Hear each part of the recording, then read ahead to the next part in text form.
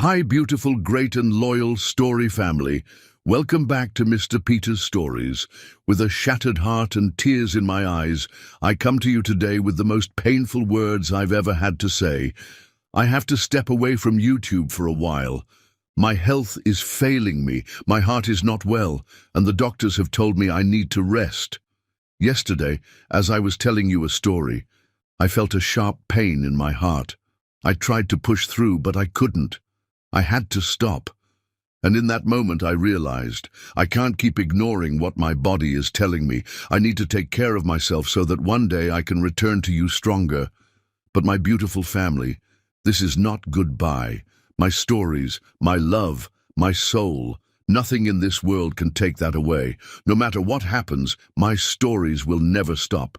While I take this time to heal, my student, my brother, James Peter, will be here to continue my stories. But he is not replacing me. He is honoring me. He will bring my stories to you with the same love, emotions, and deep respect that I have always given. He has been by my side, learning from me, understanding the heart of every word, and I trust him with my whole soul to carry this journey forward. Please, trust him as you trust me. Love him as you love me. The voice may be different, but the heart behind these stories will always be mine. James will carry on this journey with you, making sure that the love we have built never fades. Promise me, my family, promise me that you will stand by him, that you will keep this love alive, and that you will wait for me. Because no matter how long it takes, I will return. I will come back stronger, ready to pour my heart into every story once again. Until then, feel my presence in every story. My prayers, my love, and my soul will always be with you. God bless you all. I love you more than words can ever express. Hi, my beautiful family. How are you all? I know how much you love Mr. Peter, and I understand that no one can truly fill the space he holds in your hearts. But he has entrusted me with a big responsibility to keep you entertained until he returns. I am just an artist, and maybe you've heard my voice before on YouTube. I can't be Mr. Peter, but I promise to give my best and make every story worth your time. So please, my beautiful family, don't forget to share your thoughts after watching, and most importantly, don't skip this story. Just give me one chance to prove myself. Now, let's begin the story. Orson King stood at the floor-to-ceiling windows of his penthouse office. The New York skyline spread before him like a kingdom. At 35, he had everything money could buy, except faith in others. The Forbes magazine on his desk featured his face, naming him one of the most eligible bachelors in America. He scoffed at the title, knowing the women who pursued him were interested only in his wealth and status, not the man he truly was. The empire he had built from his father's already successful company had tripled in value under his leadership, making King Enterprises a force to be reckoned with in the business world. Yet, for all his success, a hollowness echoed within him, a void no amount of money or power could fill. "Mr. King, your father is here to see you." His assistant's voice crackled through the intercom, interrupting his thoughts. Orson clenched his jaw, his broad shoulders tensing beneath his perfectly tailored suit. These visits always ended the same way, with his father's disappointment and his own stubborn refusal to give in to familial expectations that felt like chains around his freedom. He briefly considered declining the meeting, but knew his father would simply find another way to corner him. "Send him in," he replied tersely, steeling himself for the inevitable confrontation. Gerald King entered without knocking, impeccably dressed as always, his silver hair and commanding presence a preview of what Orson might look like in 30 years. The older man's eyes held a familiar disappointment as he took in his son's rigid posture, recognizing the walls that had been erected long ago. "The board meeting went well," Gerald said, settling into one of the leather chairs across from Orson's desk without waiting for an invitation. Though several members expressed concerns about the future of the company, specifically about the lack of a clear succession plan. His words hung in the air between them, heavy with implication. "I assume this is about finding me a wife again," Orson said coldly, turning away from the window to face his father, his dark eyes revealing nothing of the turmoil beneath. "You've been beating this dead horse for years. I'm not interested in marriage." The word itself left a bitter taste in his mouth, memories of betrayal rising unbidden. His mother walking out on a 5-year-old Orson, choosing another man over her own son. That abandonment had taught him the most crucial lesson of his life. Trusting others, especially women, was a weakness he couldn't afford. "You need an heir, Orson," his father pressed, leaning forward, his voice taking on the persuasive tone he typically reserved for difficult business negotiations. "King Enterprises hasn't survived 5 generations to end with you. Our shareholders need stability, continuity. They need to know that what we've built will endure beyond our lifetimes."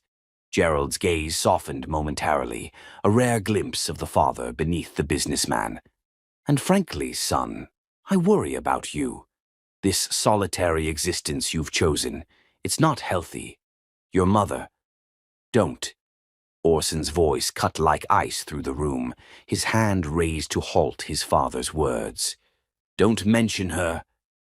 The tension in the office thickened, the ghost of his mother's betrayal hanging between them like an open wound that 30 years had failed to heal. Gerald sighed heavily, the weight of his son's pain visible in the slump of his shoulders, a rare moment of vulnerability from a man who prided himself on strength. They remained in silence for several heartbeats, the magnificent city below them continuing its relentless pace, oblivious to their private drama. After his father left, Orson poured himself 2 fingers of scotch, the amber liquid burning a familiar path down his throat as he contemplated his options. His father wasn't entirely wrong. The company did need an heir, someone to carry on the King legacy. But marriage was out of the question. He'd seen too many of his peers trapped in loveless unions for the sake of appearances or tradition. He needed a more practical solution, one that would satisfy the board without requiring him to trust a woman with his heart or his future. Setting down his empty glass with decision, he reached for his phone and called his lawyer. "I want a contract drawn up," he stated without preamble, "for a surrogate mother." As night fell over New York, Orson's mind was calculating, planning, weighing the variables of his new strategy. He didn't need a wife. He needed a solution, a business arrangement with clear terms and conditions, defined exits, and limited emotional exposure. A child would secure the King line and satisfy the board's concerns about succession, while allowing him to maintain the control and distance he required. The plan was forming, clinical, pragmatic, and safe. What he didn't account for was the possibility that some variables couldn't be controlled, that some arrangements had a way of developing in unexpected directions, and that sometimes the heart had plans of its own that no contract could contain. Chapter 2: The Woman Who Wouldn't Give Up. Faith Juniper stared at the final notice from the bank, her hands trembling slightly as she placed it on her small office desk. The rich brown of her skin contrasted with the stark white of the paper bearing news that threatened to dismantle everything she had built. 3 years of pushing against every obstacle, of proving wrong every investor who had looked at a young black woman with doubt in their eyes. And now Juniper Organics was slipping through her fingers like sand. Her natural skincare line, born from her parents' wisdom and her own determination, had been gaining traction until her main investor pulled out unexpectedly, citing market uncertainties, though Faith suspected it had more to do with the competitor who had suddenly taken interest in her investor's other ventures. The late afternoon sun streamed through the windows of her modest office above her storefront in Brooklyn, casting a golden glow over shelves lined with her products. Elegant glass bottles filled with formulations that combined her father's scientific knowledge with her mother's traditional remedies passed down through generations.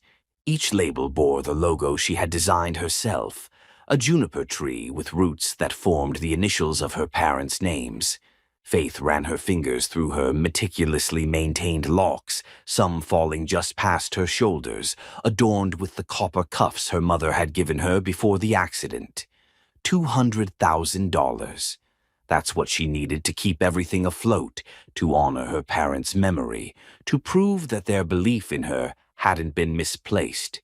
Her phone rang. The bank manager again. The third call today. Faith let it go to voicemail as she walked to the window, looking down at the bustling Brooklyn street below. She had chosen this location carefully, wanting to bring high-quality, natural products to a community that rarely saw businesses like hers, to create something beautiful and healing in the neighborhood she loved. The workshop behind her office held shelves of product, her dream bottled and labeled, ready for customers that might never come if she couldn't secure new funding. "We'll figure this out," Faith whispered to herself, a habit she'd developed after losing her parents in a car accident 5 years ago.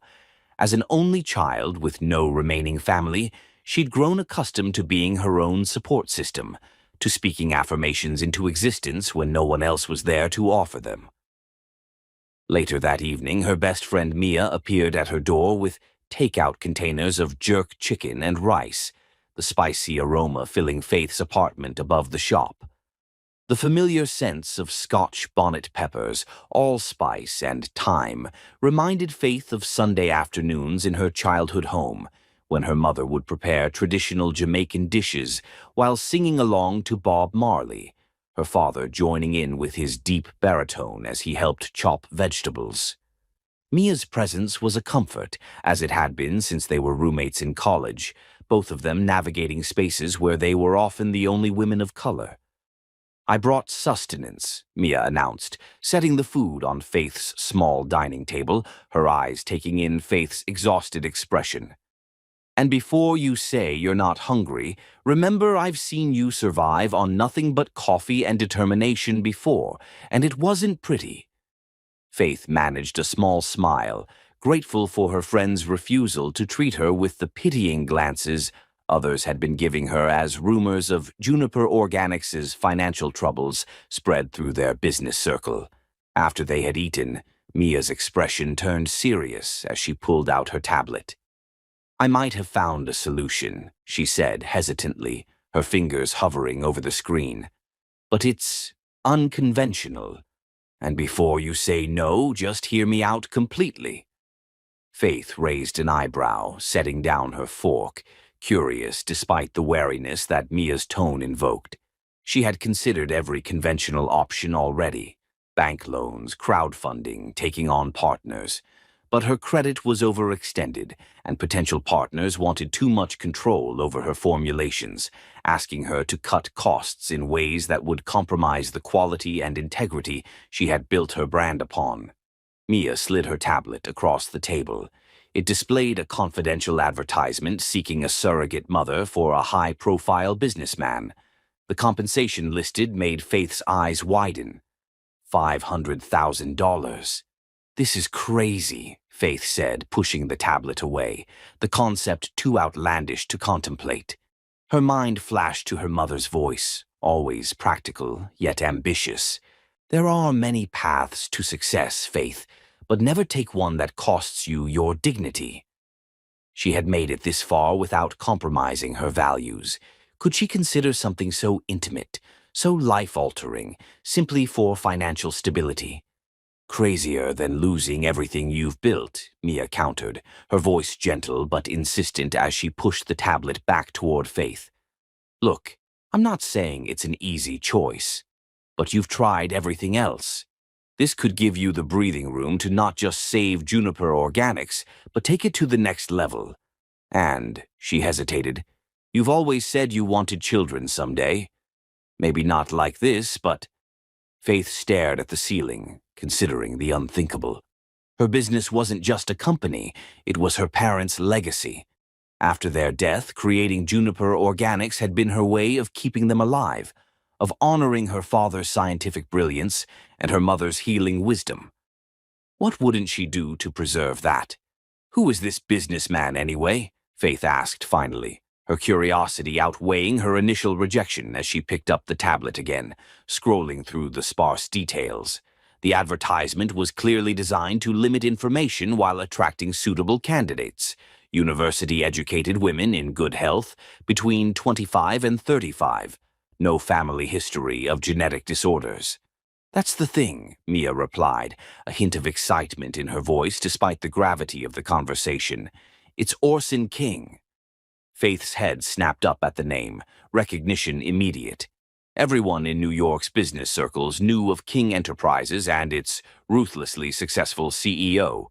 Orson King was legendary not just for his business acumen, but for his cold demeanor and unapologetic standards of perfection.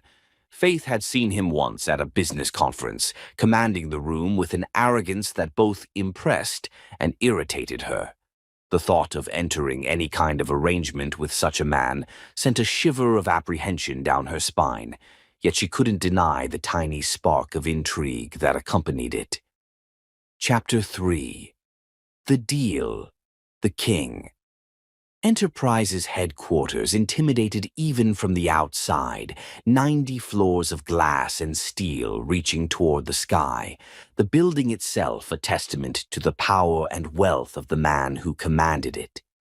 Faith tugged nervously at the hem of her simple navy dress as she approached the entrance, thankful she had chosen to wear her hair in a neat updo adorned with one of her mother's copper lock cuffs, a small talisman of strength from her Jamaican heritage. The familiar weight of the family heirloom against her temple gave her confidence as she prepared to enter a world far removed from the warm, vibrant community of her Brooklyn neighborhood. A week had passed since Mia had shown her the advertisement, a week of sleepless nights and endless internal debates, of researching Orson King beyond what business magazines reported. The man's reputation was formidable, brilliant but ruthless, demanding excellence from everyone around him while maintaining a distance that bordered on coldness.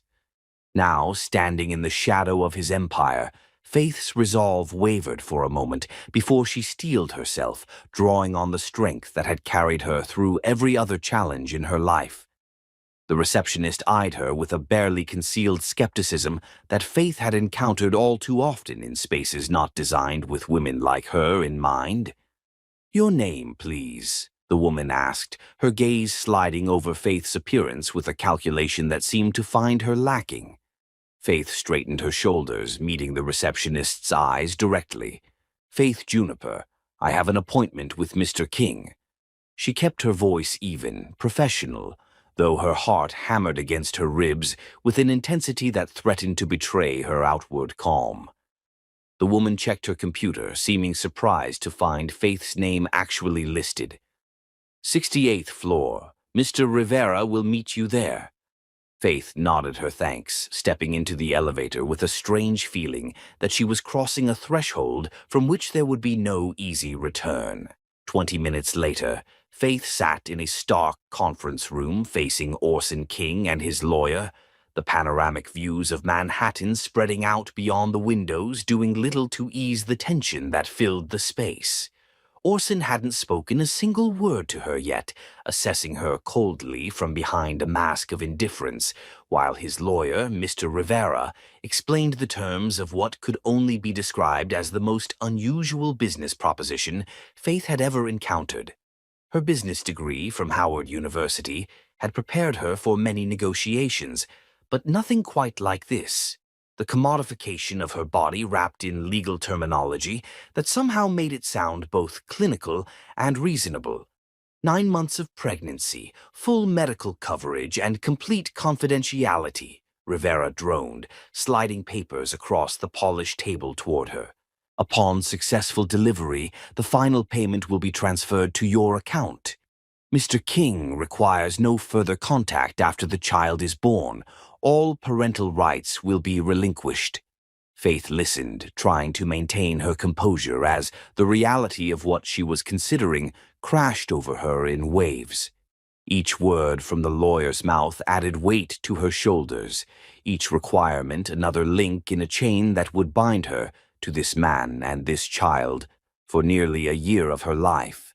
She glanced up to find Orson watching her, his dark eyes unreadable, assessing her reaction with an intensity that made her both uncomfortable and strangely determined to reveal nothing of her inner turmoil. "And the conception?" Faith asked, forcing the word past lips that suddenly felt dry, her gaze steady despite the heat rising to her cheeks. It was the question that had kept her awake most nights, the most intimate aspect of an arrangement that already felt invasive. Rivera cleared his throat, clearly prepared for this inquiry. "Clinical, of course. We have arrangements with a discreet fertility clinic that—" "No," Orson spoke for the first time, his voice deep and commanding, cutting through his lawyer's explanation with the ease of a man accustomed to being the final authority. Faith's eyes snapped to his, startled by both his interruption and the unexpected direction. "I don't trust doctors with this. It will be natural." The bluntness of his statement hung in the air between them, Faith momentarily stunned into silence by the implication. She had prepared herself for clinical detachment, for the sterility of medical procedures. Not for this, not for the intimacy Orson was so casually proposing, as if discussing nothing more significant than a lunch order. The lawyer looked uncomfortable, shooting a glance at his client that suggested this deviation hadn't been part of their preparation. Faith felt her heart hammering in her chest, her mouth suddenly dry as she processed what was being proposed. "One night," Orson continued, his gaze never leaving her face, watching for her reaction with an intensity that seemed to evaluate her worth, based on how she handled this unexpected term. "Then you live in my guest house until delivery, all your needs provided for, of course." There was no emotion in his voice, no acknowledgement of the enormity of what he was suggesting. To him, this was merely another business transaction, a means to an end, with Faith herself nothing more than a necessary component in his larger plan. "And my business? I need to maintain operations," Faith began, determined to assert some control over the conversation, to remind both men that she wasn't simply a vessel, but a person with responsibilities and dreams of her own. Orson cut her off again, clearly unaccustomed to having his terms questioned. "You can work remotely," he stated, making it sound like a generous concession rather than a basic necessity, "but your priority is a healthy pregnancy." The unspoken message was clear. Her business, her passion, her life's work was secondary to her primary function in this arrangement. Faith felt a flare of indignation rise within her, threatening to end the meeting then and there. But the image of the final notice from the bank flashed in her mind, along with the faces of her employees who depended on Juniper Organics for their livelihoods. "I want half the payment up front," Faith stated, surprising herself with the steadiness of her voice, with her ability to maintain eye contact with Orson despite the intimidating aura he projected across the table. "To save my business." It was a bold counter, perhaps even reckless given the power imbalance in the room, but Faith had spent her life navigating spaces where the odds were stacked against her. This was no different. Orson studied her, his expression inscrutable, his eyes calculating as if recalibrating his assessment of her. The silence stretched between them, neither willing to break it first, a test of wills that Faith refused to lose despite the anxiety coiling in her stomach. "You'll get enough to keep your business afloat initially," Orson finally replied, each word measured and precise. 200,000. The rest comes after successful conception. Each subsequent month that passes without conception reduces your final payment by 20%. His tone made it clear this was his final offer, the furthest he was willing to bend. Faith processed the terms, recognizing that while not ideal, they would give her the immediate relief she needed. "Do we have a deal, Miss Juniper?" Orson asked, extending his hand across the table, his expression betraying nothing of his thoughts. Faith looked at his outstretched hand, thinking of her parents, of their dream she carried, of the impossible choice before her. She took his hand, noting it was warm despite everything, solid and strong like the man himself. "We have a deal, Mr. King," she replied, sealing her fate with a handshake that represented both salvation and surrender, neither of them aware of how profoundly this business arrangement would change them both. Chapter 4. Cold Hearts, Warm Bodies. The night of conception was set for exactly 2 weeks later, the optimal time according to Faith's cycle. In the intervening days, she had arranged for her assistant manager to oversee daily operations at the store, had transferred her workshop essentials to a small storage unit, and had endured an exhaustive medical examination that left no aspect of her health unscrutinized. The initial payment had been transferred to her business account the day after signing the contract, the sudden influx of funds bringing immediate relief from the most pressing financial pressures. Faith had spent hours on the phone with her suppliers, renegotiating payment terms, securing the raw materials she needed to fulfill pending orders. The work had been a welcome distraction from the reality of what awaited her, from the magnitude of the commitment she had made to a man who viewed her as nothing more than a means to an end.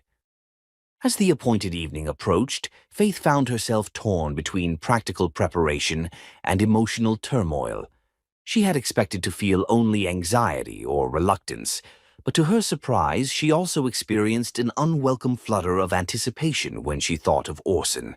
Despite his cold demeanor, there was something undeniably magnetic about him, a focused intensity, a quiet confidence that she had glimpsed during their meetings. She'd caught herself several times remembering the warmth of his hand during their handshake, the rare moments when his mask of indifference had slipped to reveal something more complex beneath. These thoughts troubled her, reminders that physical attraction could complicate what needed to remain a straightforward business arrangement. Faith pushed such thoughts aside as she prepared for the evening, choosing comfortable but attractive sleepwear, applying light makeup, practical decisions, she told herself, to make an awkward situation more manageable. Nothing more. Faith arrived at Orson's penthouse precisely at 8 o'clock, clutching her overnight bag like a shield, the soft leather somehow inadequate protection against the vulnerability of her position. The doorman had been expecting her, escorting her to a private elevator that opened directly into Orson's living space. The penthouse spread before her, a study in monochromatic luxury. All sleek lines and minimalist furnishings in shades of gray, black, and white. The space was impeccably designed but devoid of personal touches. No photos, no mementos, no evidence that it was a home rather than a showroom.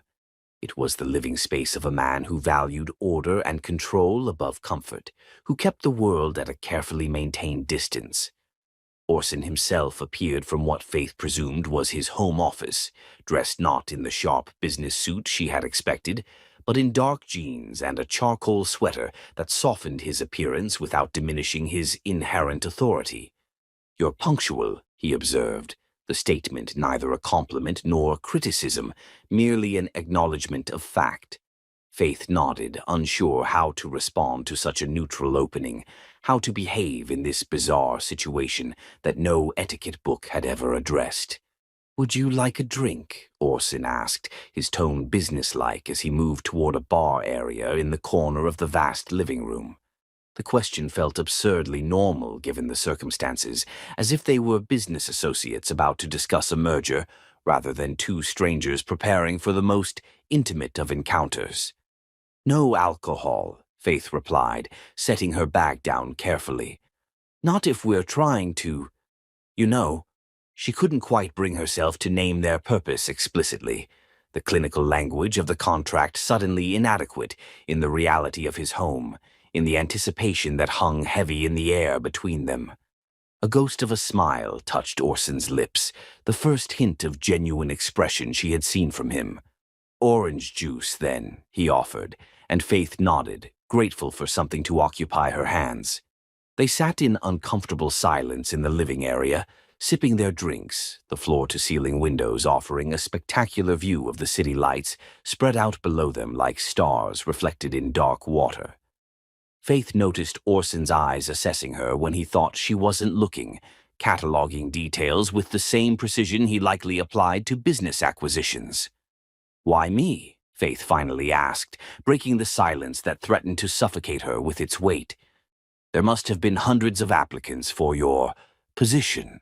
She chose the word deliberately, a subtle reminder that despite the intimate nature of their arrangement, this was still, at its core, a business transaction. Orson set down his glass, considering her question with the same careful deliberation he seemed to apply to everything. "Your medical history is impeccable," he began, his tone matter-of-fact. "No family history of genetic disorders that we could identify. You're clearly intelligent, with a business of your own that demonstrates drive and competence. You have an excellent educational background, and you're—" He paused, seeming to choose his words carefully, weighing them for potential offense, aesthetically suitable. Faith couldn't help but laugh, the sound surprising both of them as it broke the tension in the room. "That might be the least romantic compliment I've ever received," she said, shaking her head at the absurdity of their situation. Orson's expression remained serious, though something in his eyes suggested he wasn't entirely immune to the humor she found. "This isn't about romance," he replied with a directness that bordered on coldness. "It's about genetics and practicality. I needed a surrogate who would contribute favorable characteristics to ensure a healthy, intelligent child. You fit those requirements." The clinical assessment should have offended her, perhaps, but Faith found herself appreciating his honesty, preferring it to any pretense of sentiment that would have rung false from a man so clearly uncomfortable with emotional displays. The conversation stalled again after his pronouncement, both of them acutely aware of what was to come, but unable to find a natural bridge from discussion to action. Faith studied him surreptitiously as the silence lengthened, his strong jawline, the intensity in his dark eyes, the way his custom cashmere sweater fit his athletic frame with a precision that spoke of significant wealth. In another context, under different circumstances, she might have found him attractive. In this one, he both intrigued and intimidated her, a complex mixture of reactions she had no framework for processing. "Shall we get this over with?" Orson finally asked, standing abruptly, the question as direct as everything else about him. The bluntness of it sent a jolt through Faith, reality crashing back after the strange limbo of their awkward small talk. "Just like that?" Faith asked, unable to keep the surprise from her voice, unprepared for the transition, despite knowing it was the entire purpose of her presence in his home. Orson looked down at her, his expression unreadable in the dimmed lighting of the penthouse. "Did you expect candlelight and rose petals, Ms. Juniper?" His voice held a trace of mockery. "This is a transaction, not a seduction." The words stung despite their truth, despite Faith's own attempts to maintain emotional distance from the arrangement. She stood, drawing on every ounce of dignity she possessed, determined not to show how his dismissive tone affected her. "I have a name," she said firmly, meeting his gaze without flinching. "It's Faith.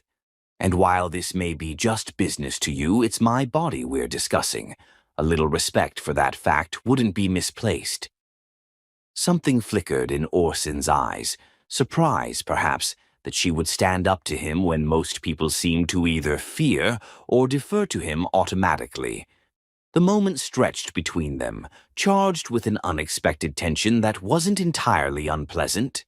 What happened next surprised them both.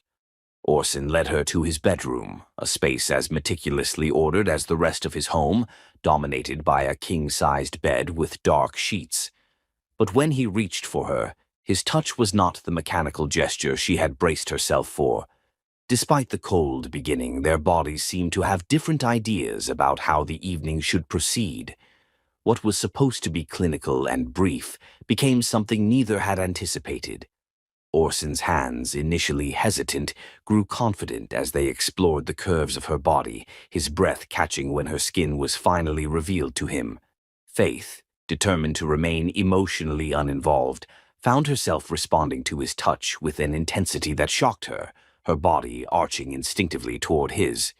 There was no love between them, no tender emotion to soften the encounter, but there was a raw chemistry that neither had expected, a physical compatibility that transformed what should have been a mechanical act into something that left them both breathless and silent in its aftermath.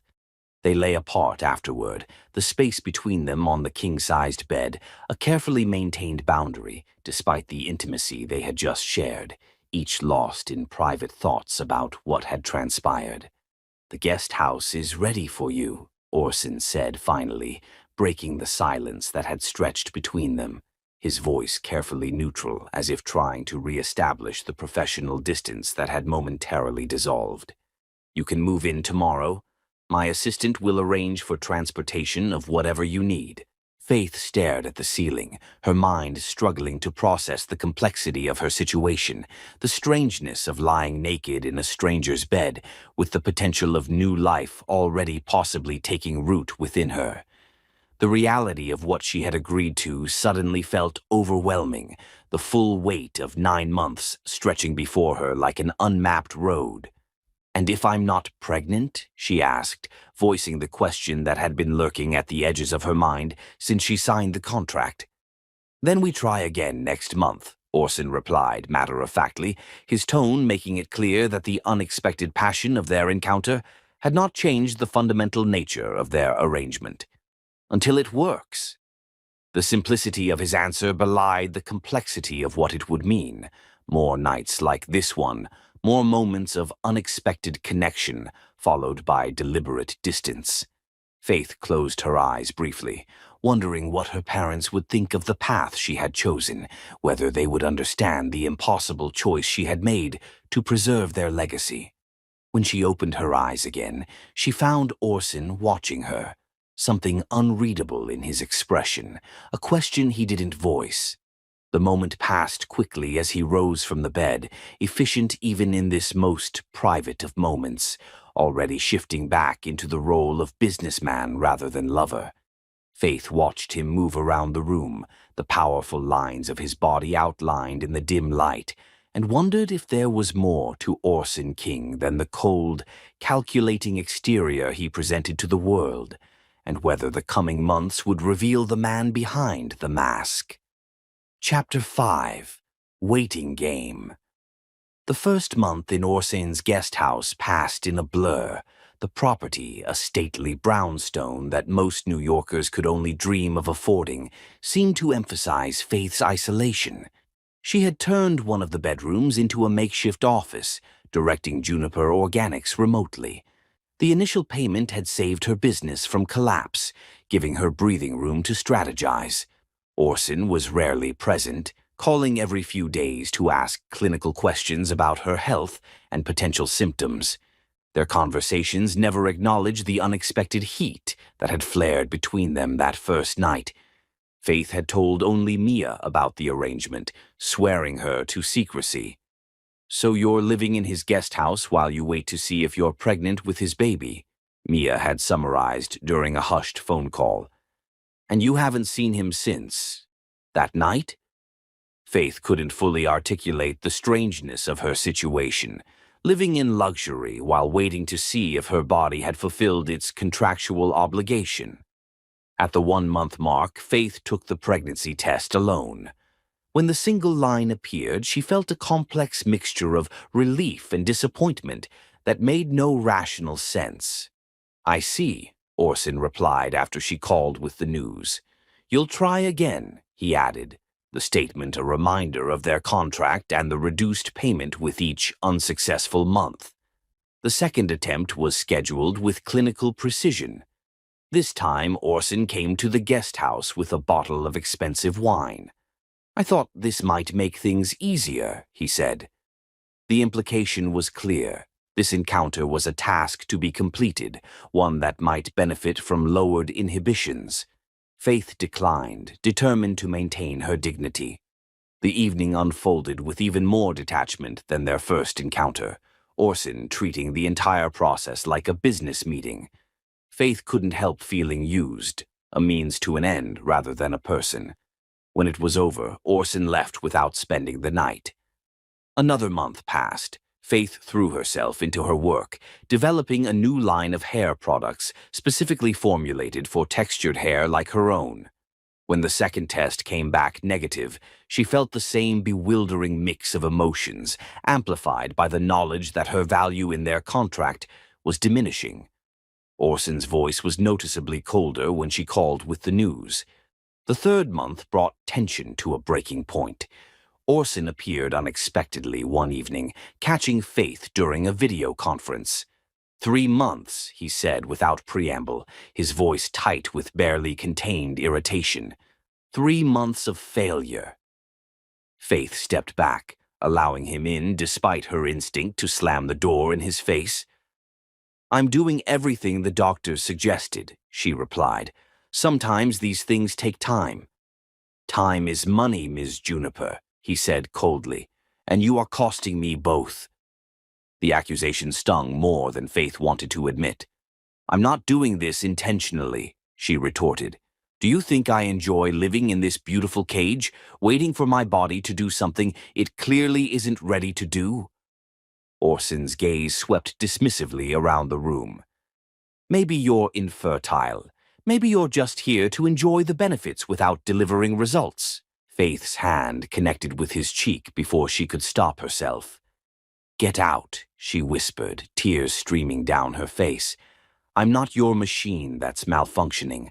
I'm a human being." The next morning, Faith awoke to find a bouquet of calla lilies, her favorite flower, with a brief note, "Try again, please." That afternoon, she glimpsed Orson through the window, conducting business in the garden. Their eyes met across the distance, and instead of quickly looking away, he held her gaze before offering a small nod, an acknowledgement of her humanity, perhaps even respect for her willingness to stand her ground. Faith wondered what it would take to break through the walls he had built, and whether she wanted to try, or if she should keep her own walls firmly in place. Chapter 6. Unexpected News. The fourth month brought a shift in their dynamic. After the confrontation and the silent apology of flowers, Orson maintained his distance, but with a subtle difference that Faith couldn't quite define. His calls remained brief and focused on her health, but the edge of coldness had softened, replaced by something that, while not warmth, at least resembled basic courtesy. When the time came for their fourth attempt, Faith steeled herself for another evening of clinical detachment, of being treated like a means to an end rather than a partner in this strange endeavor. Orson arrived at the scheduled time, but instead of proceeding directly to the bedroom as he had during their previous encounter, he handed her a small bag from a local bakery. "The housekeeper mentioned you like these," he said, his tone carefully neutral as Faith peered inside to find chocolate croissants from a renowned French patisserie. The gesture wasn't exactly personal. He had delegated even this small kindness to his staff's observations, but it represented an acknowledgement of her as a person with preferences and tastes, a tiny step away from treating her as merely a contractual obligation. The encounter that followed was different from their previous attempts. Not romantic by any conventional standard, but no longer coldly mechanical either. A new awareness existed between them, a recognition that whatever happened, they were bound together in this peculiar intimacy for months to come, that perhaps allowing for some basic human connection wouldn't compromise the fundamental business nature of their arrangement. When it was over, Orson lingered longer than he had before, making awkward but genuine attempts at conversation about Juniper Organics, asking questions that suggested he had researched her business beyond the basic financial assessment his team had initially provided. Faith found herself responding cautiously, protective of her passion project, but surprised by his apparent interest. When he finally left, the atmosphere between them had shifted into something Faith couldn't quite name. Not friendship, certainly not romance, but perhaps a truce of sorts, an agreement to acknowledge each other's humanity within the boundaries of their unusual contract. 2 weeks later, Faith stared at the positive pregnancy test, a mixture of elation and terror washing over her at the implications of those two pink lines. She took a second test to confirm, hands shaking slightly as she waited for the result, the bathroom of the guest house suddenly feeling too small to contain the magnitude of what was happening. When the second test showed the same clear positive result, Faith sat on the edge of the bathtub, breathing deeply, trying to process the reality that she was now carrying Orson King's child. She was pregnant. Their arrangement had worked. Her body was now home to new life, a physical manifestation of their business deal. The clinical language of their contract seemed suddenly inadequate in the face of this profound biological reality. After gathering her composure, Faith called Orson, her voice slightly unsteady despite her best efforts. "It's positive," she said simply when he answered. "2 tests. Both positive." There was a long pause on the other end of the line, the silence stretching between them filled with unspoken implications and reactions. "You're certain?" Orson finally asked, his typically controlled voice betraying a slight crack that Faith might have missed if she hadn't become attuned to the subtle variations in his speech over the past months. When she confirmed again, he cleared his throat. "I'll schedule an appointment with the obstetrician for tomorrow. I'll pick you up at 9.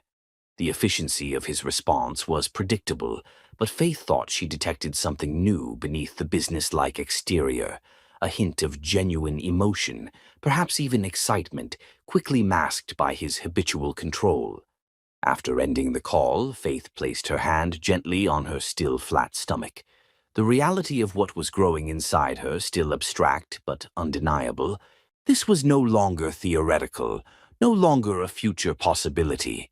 It was happening, and neither she nor Orson had fully prepared for how it would feel when their contractual arrangement transformed into the tangible reality of pregnancy. The doctor's appointment the following day confirmed what neither of them had expected. Faith was carrying twins. "Twins?" Orson repeated, looking genuinely stunned for the first time since Faith had met him, his usual mask of impassive control slipping to reveal wide-eyed surprise as he stared at the ultrasound screen where 2 distinct heartbeats were visible. The obstetrician, an older woman with a warm manner that put Faith immediately at ease, smiled at their matching expressions of shock. "Congratulations," she said, clearly misinterpreting their relationship as that of an excited couple rather than business associates. "2 strong heartbeats. Everything looks perfect for this stage of development." Faith felt Orson's eyes on her, his gaze intense with something she couldn't read, something beyond the surprise of unexpected news. When she looked at him, a moment of unguarded connection passed between them, a shared recognition of how their carefully planned arrangement had already begun deviating from the script, delivering more than either had bargained for. In the car afterward, Orson was unusually quiet, his typical confidence replaced by a contemplative silence as his driver navigated through midday Manhattan traffic. Faith studied his profile, the strong line of his jaw, the slight furrow between his brows as he processed this new development. "Is this a problem?" she finally asked, her voice soft but direct, one hand unconsciously resting on her abdomen where 2 new lives were taking form. The contract didn't specify multiple children. She was prepared for various reactions, frustration at the complication perhaps, or a business-like adjustment to their arrangement. What she wasn't prepared for was the expression that crossed Orson's face when he turned to her. A complex mixture of emotions that included what looked remarkably like vulnerability. "No, it's not a problem," he replied after a moment, his voice softer than she had ever heard it. "It's more than I hoped for." The simple admission contained layers Faith couldn't fully decipher, glimpses of the man beneath the carefully constructed facade of the ruthless CEO. Before she could respond, Orson continued, his tone shifting back toward practicality, though lacking its usual edge of coldness. "This changes things. Twins are higher risk than single pregnancies. You'll need more comprehensive care." His concern seemed to extend beyond the pragmatic interest in protecting his investment, hinting at something more fundamentally human. Faith watched him as he made calls, rearranging his schedule to accommodate longer doctor appointments, instructing his assistant to research the best maternal specialists for twin pregnancies. The efficiency remained, but it was now tinged with what appeared to be genuine care for her well-being and that of the babies she carried. That evening, Orson insisted she move from the guest house into the main house. "You need proper care," he stated as they sat in his sleek, modern kitchen, where he had surprisingly prepared dinner himself, a simple but perfectly executed meal that revealed yet another unexpected facet of this complex man. "Twins are higher risk. The guest house is too isolated if you need assistance." Faith hesitated, uncomfortably aware that moving into Orson's personal space would blur the already complicated boundaries of their arrangement. The guest house had provided a necessary physical and emotional distance, a reminder that their connection was temporary and contractual rather than intimate and lasting. "I'm doing fine in the guest house," she countered, pushing the food around on her plate, suddenly not as hungry as she had been moments before. The thought of living under the same roof as Orson, of navigating shared spaces and daily interactions with a man she still didn't fully understand, filled her with a mixture of apprehension and something else she wasn't ready to examine too closely. "My father will be visiting next week," Orson added unexpectedly, changing the subject with characteristic abruptness. "He wants to see how the arrangement is progressing." The hesitation before arrangement was slight but noticeable, a tiny indicator of how their situation had evolved beyond the clinical terms of their initial contract. Faith looked up in surprise, this being the first mention of Gerald King visiting since their agreement began. "He knows about me?" "About the pregnancy?" she asked, suddenly conscious of how she might be perceived by the King patriarch as a transaction, a necessity, or something worse. Orson nodded, his expression tightening almost imperceptibly. "He knows the essentials, not all the details." He studied her face for a moment before adding, "My father can be challenging. His views on relationships are even more cynical than mine, shaped by his own experiences.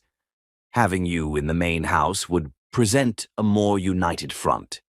The admission revealed another layer to Orson's request, not just concern for her physical well-being, but a desire to present their arrangement in a specific light to his father, to shield both of them from whatever judgment Gerald King might bring to their unconventional situation.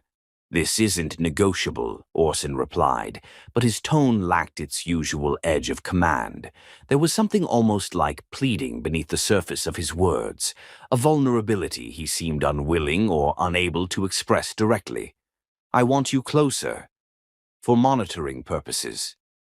The justification was clearly a partial truth at best, an attempt to frame his request in the business-like terms they were both more comfortable with. But Faith sensed there was more to it, perhaps a genuine concern for her well-being, perhaps a desire to be more involved in the pregnancy, perhaps something else entirely that Orson himself didn't fully understand. Faith reluctantly agreed, recognizing the practical advantages even as she worried about the emotional complications such proximity might create. Within days, she was settled into a spacious suite in Orson's home, her belongings arranged by his efficient staff. Her new living space more luxurious than anything she had ever experienced, but somehow less comforting than the separate guest house had been. To Faith's surprise, Orson began to take an interest in her pregnancy beyond medical reports and practical arrangements. He insisted on attending every appointment, asked about her comfort levels throughout the day, and even began reading books on expectant fathers, though he never referred to himself as such, maintaining the fiction that this was merely a business arrangement, even as his actions suggested a deeper investment.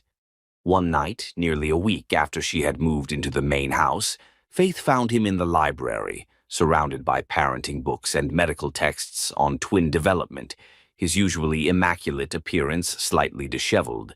his focus so intense he didn't notice her presence until she cleared her throat softly. Orson looked up, momentarily unguarded, a hint of embarrassment crossing his features at being caught in what appeared to be genuine preparation for fatherhood, rather than mere contractual obligation. "Preparing for an exam?" Faith teased gently, the humor an attempt to ease the strange tension that seemed to follow them through the house these days, an acknowledgement of how their relationship was shifting into something neither had anticipated when they signed their carefully worded contract. Orson closed the book he had been studying, a rare vulnerability visible in his expression as he regarded her standing in the doorway, her presence in his home still new enough to seem slightly surreal. "I don't know what I'm doing," he admitted, the confession clearly costing him something in pride, "with any of this." Chapter 7.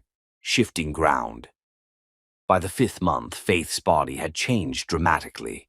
The twins made her pregnancy more pronounced than a single baby would have, her slender frame now sporting a clearly visible bump that she alternately cradled protectively and examined with wonder in the mirror. Orson had insisted on having a maternity wardrobe custom-made for her, dismissing her protests about the expense with an impatient wave of his hand.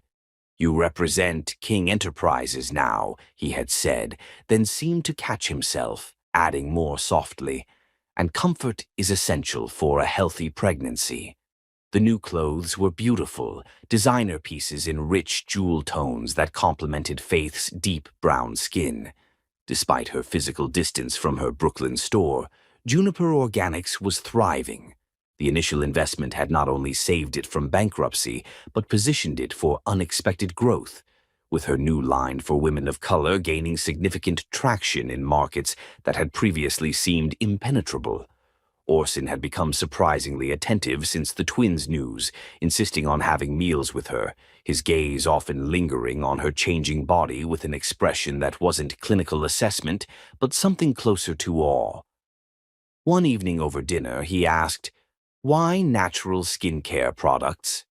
The genuine curiosity in his voice marked a departure from his earlier dismissive attitude toward her business.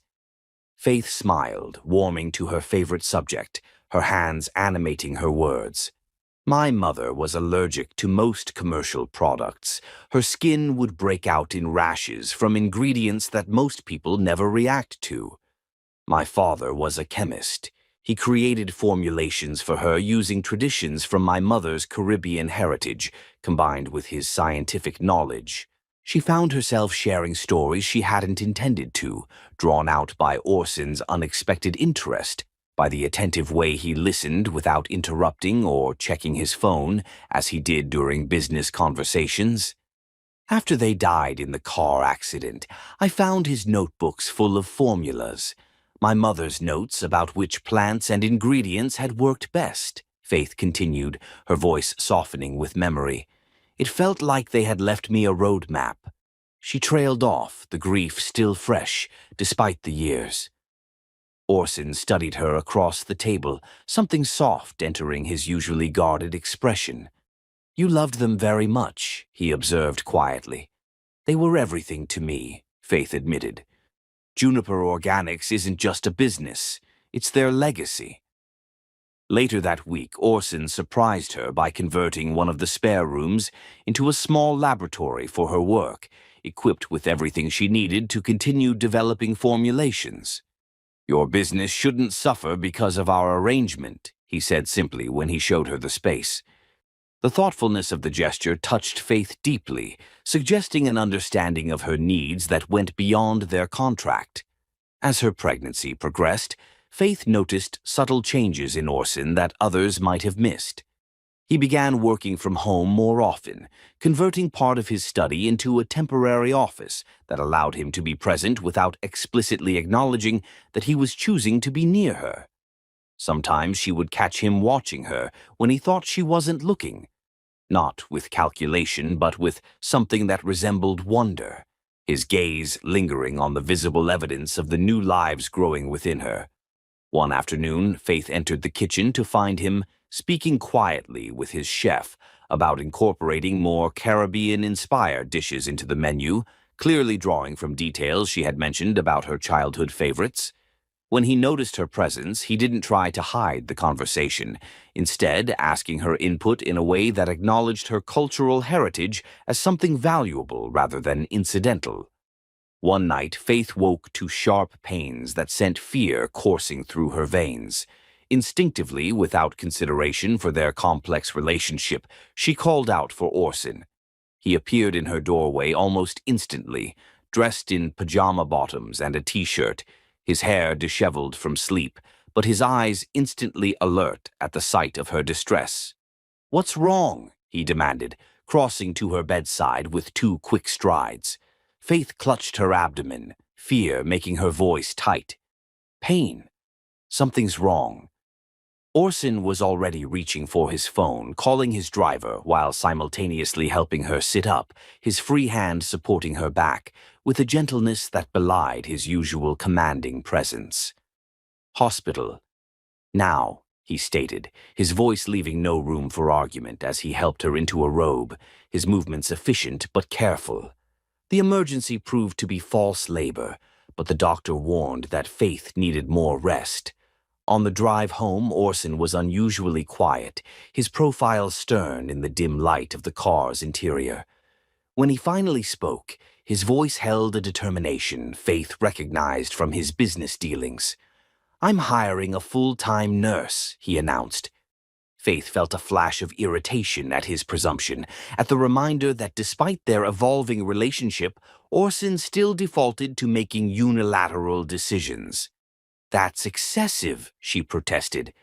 "Nothing is excessive when it comes to their safety," Orson replied firmly, his hand moving unconsciously toward her belly before he caught himself and pulled back, the aborted gesture revealing more than perhaps he intended about his growing emotional investment in the pregnancy. That night, as Orson helped her back to her room, Faith stumbled slightly on the plush carpet. His arms caught her, strong and secure, one hand at her waist and the other gently gripping her arm. For a moment, they stood close enough to feel each other's breath, Faith's face tilted up to his, Orson looking down at her with an expression that contained multitudes, concern, certainly, but also something warmer that made Faith's heart beat faster. "Thank you," she whispered, suddenly aware of the heat of his hand through the thin fabric of her nightgown, of the solid strength of his body close to hers. Orson's eyes dropped to her lips, then back to her eyes, the moment stretching between them, taut with possibility.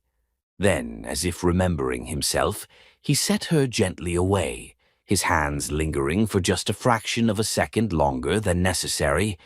"Get some rest," he said, his voice rougher than usual, betraying emotions he clearly wished to contain. Faith watched him walk away down the dimly lit hallway, her hand resting on her rounded belly where the twins occasionally made their presence known through gentle movements.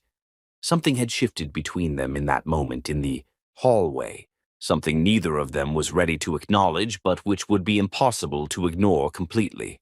Faith closed her bedroom door, leaning against it as she absorbed the implications of what had just transpired. Not what had happened, but what almost had, and what it revealed about the changing nature of her feelings toward Orson King. She was falling for him, despite all her intentions to keep this arrangement strictly business. The realization was both terrifying and somehow inevitable, like watching storm clouds gather on the horizon, beautiful in their way, but promising turbulence ahead. Chapter 8. Walls Coming Down. The 6th month brought a new dimension to their arrangement. Orson had begun accompanying Faith on walks around the property's secluded garden, insisting fresh air was good for her health and the development of the twins. These walks, initially conducted in awkward silence punctuated by Orson's clinical questions about her physical condition, gradually evolved into something neither had anticipated, moments of genuine connection where the barriers between them lowered incrementally with each shared conversation. The spring weather had transformed the garden into a riot of color and fragrance, the carefully maintained space offering both beauty and privacy from the outside world that remained unaware of their unusual living situation. Faith found herself looking forward to these daily excursions, to the opportunity to escape the confines of the house and to glimpse more of the complex man behind Orson's carefully maintained facade. "What will you tell them about me?" Faith asked one afternoon as they followed the winding stone path among blooming magnolias, voicing the question that had troubled her for months, but which she had never found the courage to articulate until now. The twins had become increasingly active, their movements no longer the gentle flutters of early pregnancy, but distinct kicks and rolls that Orson sometimes watched with barely concealed fascination when he thought Faith wasn't noticing.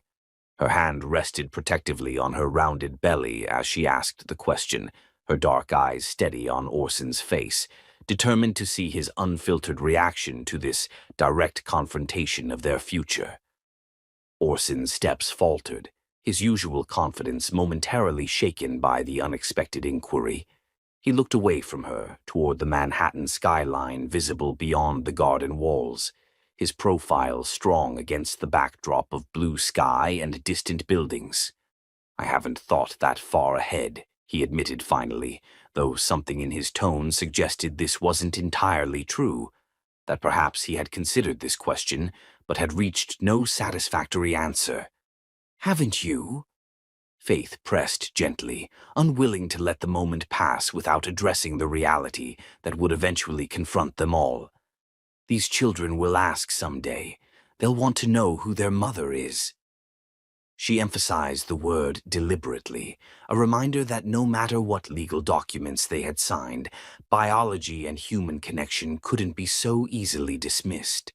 They'll notice they have a black mother when they look in the mirror, when they see features that don't come from you. The observation hung between them, acknowledging the additional complexity their different racial backgrounds would bring to the situation, the questions that would inevitably arise as the twins grew older and more aware of themselves and their origins. A storm passed across Orson's face, conflicting emotions battling for dominance in an expression usually kept carefully neutral. "The contract stipulates," he began, falling back on the legal framework that had defined their relationship from the beginning.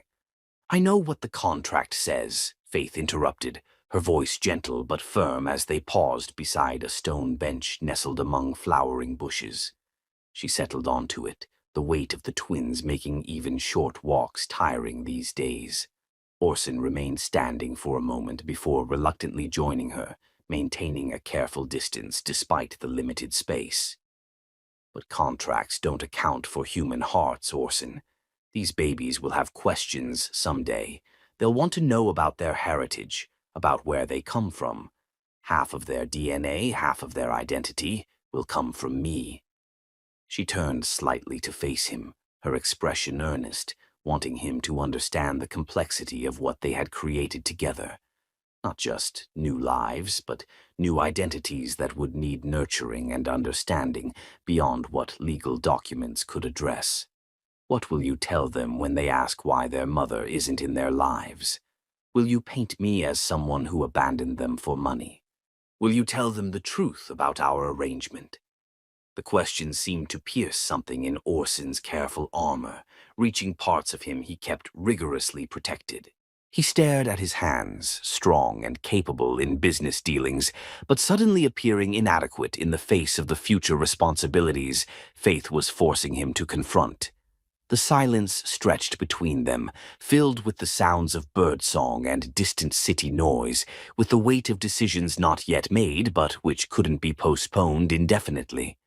When Orson finally spoke, his voice was quieter than usual, stripped of its usual commanding certainty. "I don't know," he confessed, the admission clearly costing him something in pride. "I didn't consider." He trailed off, seeming to struggle with articulating thoughts he had deliberately avoided examining too closely. Faith waited, giving him space to find his words, understanding that for a man like Orson, accustomed to having answers for everything, such uncertainty was deeply uncomfortable. That evening, after dinner had been cleared away and they sat in the comfortable quiet of Orson's rarely used living room, He appeared at the doorway of Faith's adjoining sitting area with an expression that suggested he had reached some kind of decision after hours of internal debate. "I've been thinking about what you said in the garden," he began without preamble, lowering himself into the armchair across from where Faith was reviewing Juniper Organics' latest financial reports. She set aside her tablet, giving him her full attention, recognizing the significance of his voluntarily returning to their earlier conversation rather than allowing it to fade unresolved as he might have done months ago. Orson met her gaze directly, his usual mask of indifference replaced by something more vulnerable, more genuine. Perhaps we could modify our arrangement." Faith raised an eyebrow, surprised by this unexpected opening, this willingness to reconsider terms that had seemed immutable when they first signed their contract. "In what way?" she asked cautiously, not wanting to presume his meaning or to push too hard against this fragile new willingness to negotiate. Orson's fingers tapped an irregular rhythm against the arm of his chair, a rare display of nervous energy from a man who typically maintained rigorous physical control. "Visitation rights," he said finally, the words coming with evident difficulty. "After they're born. Not frequently, but occasionally, so they would know you, have some relationship with you. It would be healthier for them, I think." The concession stunned Faith, representing a fundamental shift in how Orson viewed their arrangement. No longer a simple transaction, but a complex human situation with long-term implications for the emotional well-being of the children they had created together. "Why the change of heart?" Faith asked softly, wanting to understand the evolution in his thinking, to gauge how genuine this offer might be rather than a temporary concession he might later regret or rescind. Orson looked away briefly, his gaze falling on the subtle swell of her belly where his children grew, before returning to meet her eyes with unusual directness. "They deserve to know you," he admitted, each word seeming to cost him something in the currency of emotional distance he had traded in for most of his adult life. He hesitated, searching for words that wouldn't reveal too much of his changing feelings. "You're not what I expected, Faith." The use of her first name didn't escape her notice, spoken not as a business formality, but with a warmth that suggested genuine regard.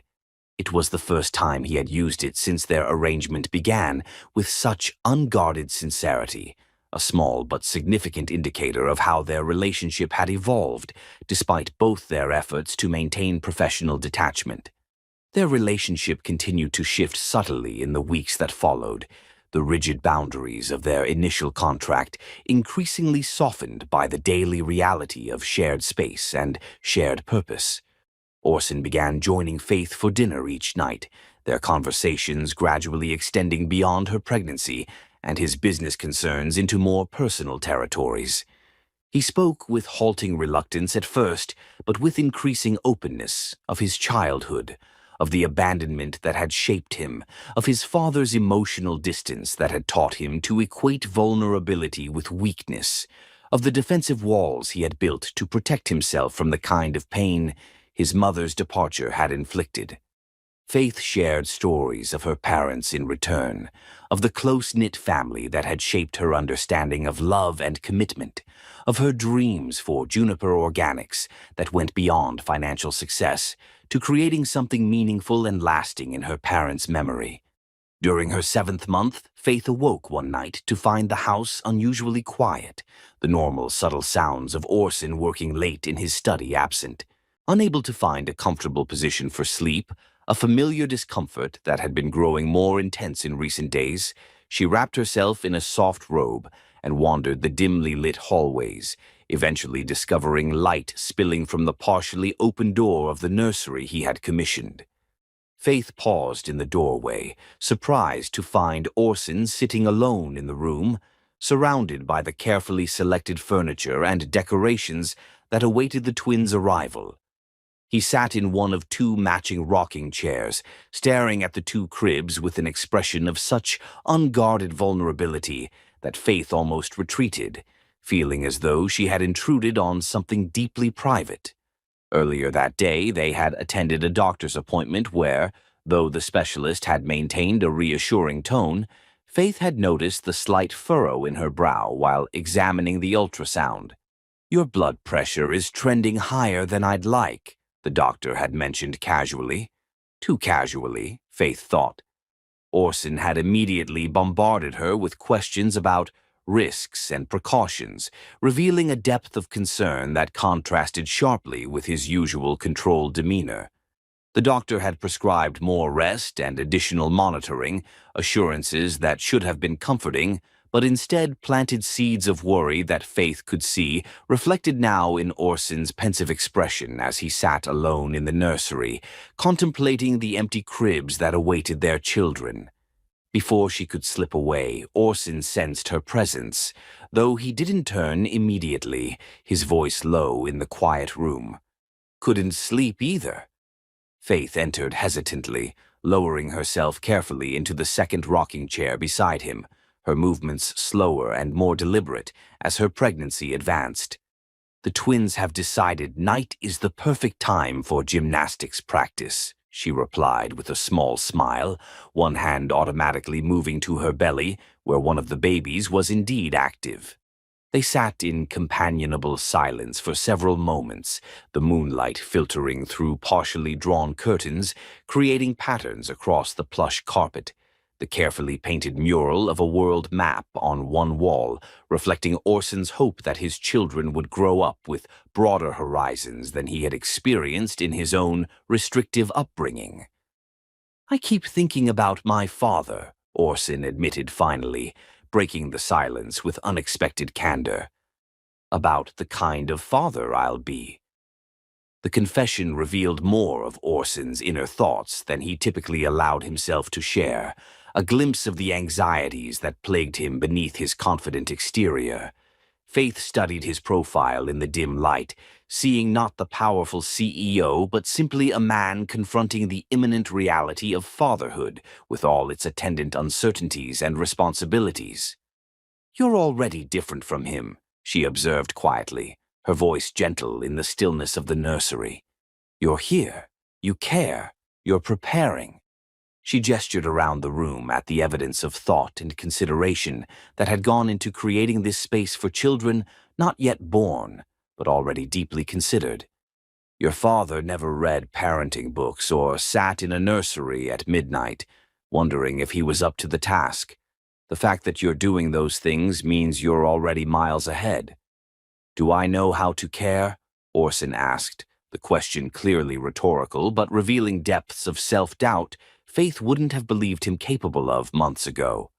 "I've spent my life avoiding attachments, building a company instead of relationships. I'm not sure I have the capacity for the kind of openness children need." The vulnerability in his admission touched something in Faith, a recognition that beneath the arrogance and control she had initially encountered was a man genuinely concerned about his ability to provide emotional support to his children, aware of his limitations in ways she hadn't given him credit for. Without thinking, she reached for his hand where it rested on the arm of the rocking chair, a gesture of comfort and connection that would have been unthinkable when they first met. Orson's fingers closed around hers, warm and strong, the simple human contact seeming to anchor him in the moment, to provide reassurance that words alone couldn't convey. "Faith," he said her name like he was testing it on his tongue, infusing the single syllable with meanings neither of them were quite ready to articulate. Their eyes met in the moonlit nursery, mutual recognition passing between them of how far they had come from the cold conference room where their arrangement had begun, of how many unexpected dimensions their relationship had developed despite their initial determination to keep it strictly business. "Yes?" Faith responded softly, aware of the charged atmosphere between them, of the way their clasped hands represented a connection that extended beyond their contractual obligations to each other. "I'm glad it was you," Orson said simply, the words hanging in the air between them, weighted with implications neither was ready to explore fully, but which neither could entirely ignore. The statement encompassed more than gratitude for her willing participation in their arrangement. It suggested a recognition that out of all the potential surrogates he might have selected, Faith's particular combination of strength, integrity, and compassion had brought something essential and unexpected into his carefully ordered life. Faith felt something shift inside her at his words, a crystallization of feelings that had been developing for weeks. It wasn't just one thing that had drawn her to this complex man, but a mosaic of moments. The way she had caught him researching natural skincare ingredients to better understand her business. His unexpected gentleness when helping her navigate stairs on days her balance felt precarious. The time she'd awakened from a nap to find him having fallen asleep in a chair nearby, a protective guardian whose vulnerability in sleep revealed the man beneath the armor. Most telling had been the morning she'd mentioned missing her mother's traditional Sunday breakfasts, only to find Orson's chef presenting her with an impeccably researched version of the Caribbean dishes her mother had once prepared, clearly commissioned by a man who listened more carefully than he let on. Faith squeezed his hand gently in response, unable to find words that wouldn't say either too much or too little in the face of this quiet confession. They remained that way for some time, connected by their clasped hands as the moonlight shifted across the nursery floor, each lost in private thoughts about the future that awaited them and the complex feelings that had developed where only a business arrangement was supposed to exist. Chapter 9. The Storm Before the Calm. The 8th month brought serious complications when Faith's blood pressure rose to alarming levels. Preeclampsia is a risk we need to take seriously, the doctor explained, especially with twin pregnancies.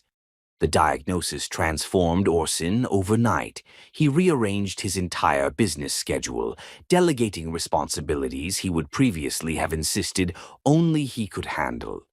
The doctor ordered complete bed rest, minimal stress, and constant monitoring. Orson transformed Faith's suite into a medically equipped space, sparing no expense for the best specialists. "You don't need to hover," Faith protested as Orson checked her blood pressure for the 3rd time in a single afternoon. "The nurses are perfectly capable of doing their jobs." Faith caught his wrist, forcing him to meet her gaze. "You're scared," she said, realization dawning. "You're actually scared." Orson's mask slipped, revealing vulnerability that would have shocked those who knew him only as the ruthless CEO. "If anything happened to you, to the babies," he began, then stopped abruptly. "Nothing will happen," Faith assured him, placing his hand on her rounded belly where one of the twins was moving. "We're stronger than you think." That night, while Faith slept fitfully, Orson sat beside her bed. When she stirred from a nightmare, he took her hand without hesitation. "I'm here," he whispered. "You're not alone." The next morning, Faith awoke to find Orson still there, asleep in the chair, his hand still holding hers. Something broke open inside her, the final defense against what she had been feeling for months.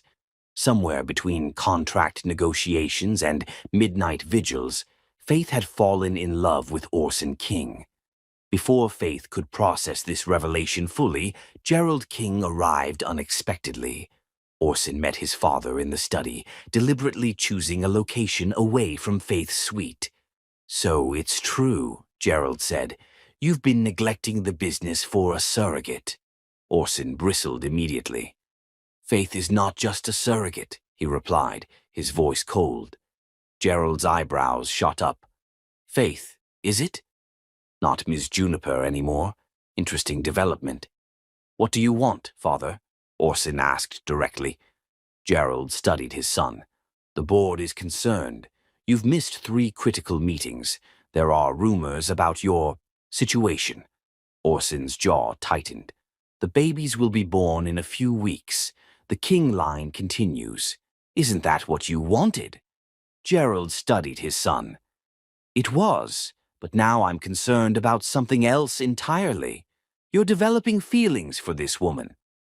That's none of your business, Orson replied sharply. Gerald sighed. It is when it affects King Enterprises. Need I remind you what happened after your mother left? How your judgment was clouded for years afterward? The reference to those painful years hit Orson like a physical blow.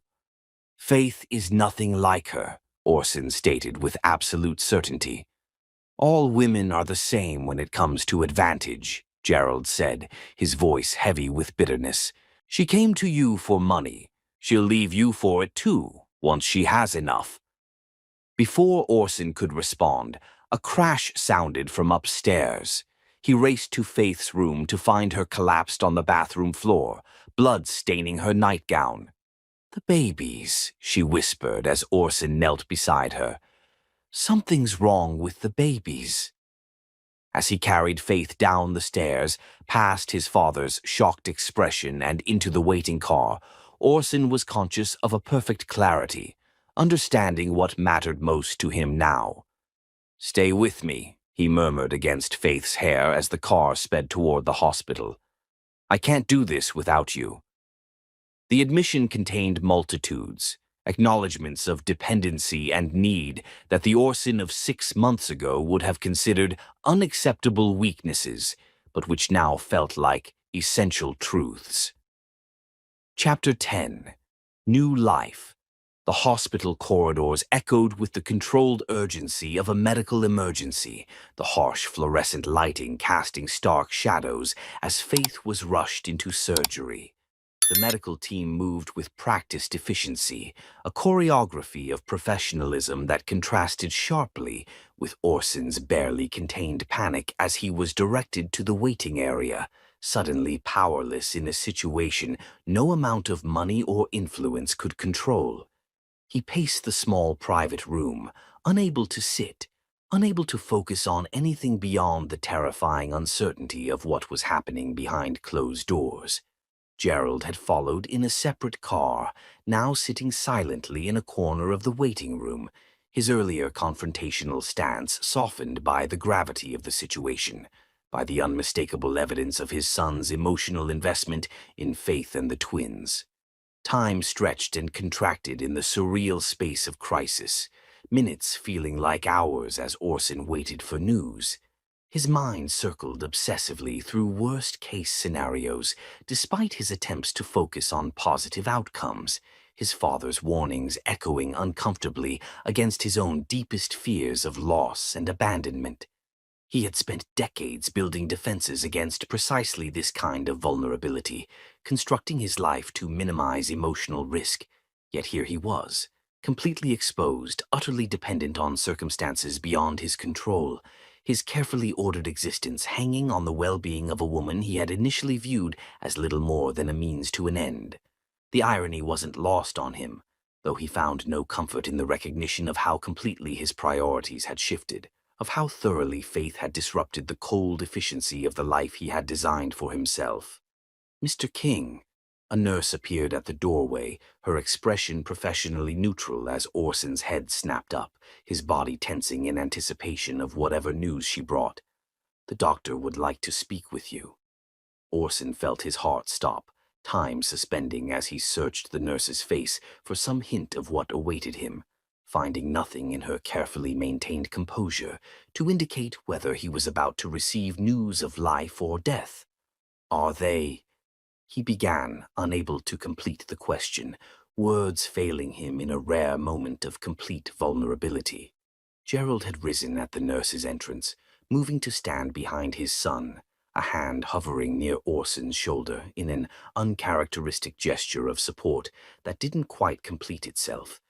Decades of emotional distance making even this moment of crisis insufficient to bridge the gap between them completely.